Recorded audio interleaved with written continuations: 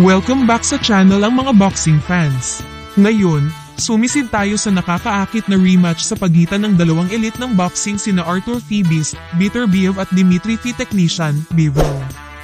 Kung ang kanilang unang sagupaan ay isang obra maestra ng kalupitan at katumpakan, ang rematch ay nangangako na magiging maalamat.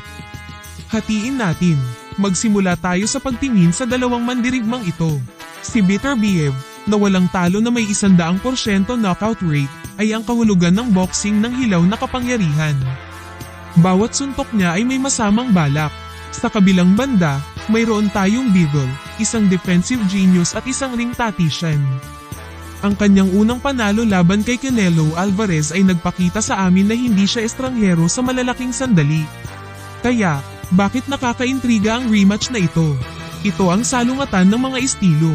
Ang hindi natitinag na bagay laban sa hindi mapigil ang puwersa. Pag-usapan muna natin ang Beterbiev. Ang kanyang mga kalakasan ay halatang nakakatakot.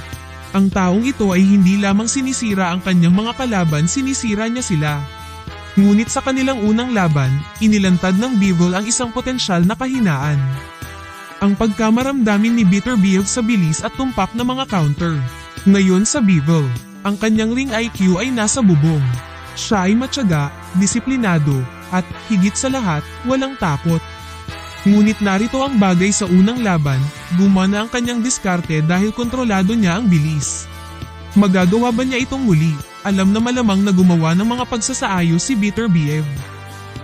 Kaya, ano ang plano ng laro para sa parehong mga manlalaban? Hatiin natin ito. Para kay Beterbiev, maagang putulin ng singsing. Bivol thrives sa paggalaw, kailangan siyang bitag ni Beterbiev. Tumutok sa katawan. Pabagalin ang mga binti ni Bivol upang limitahan ang kanyang mobility. Pace sa sarili. Ang unang laban ay nagpakita na ang tibay ng Bivol ay elite. Hindi kayang suntukin ni Beterbiev ang sarili. Para sa Bivol, lumayo sa mga lubid.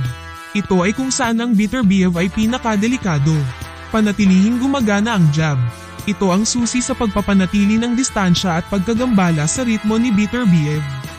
Counter na may katumpakan. Pagbayaran si Beterbiev para sa kanyang pagsalakay. Ang isa sa mga pinakamalaking tanong patungo sa rematch ay ang tibay.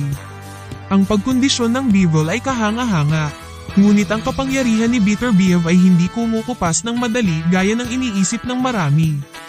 Kung ang laban na ito ay mapupunta sa mga susunod na round, makikita ba natin ang dami ng pagsuntok ni Bivol o ang kapangyarihan ni Beterbiev ang mananaig? Ang laro ng pag-iisip ay mahalaga rin.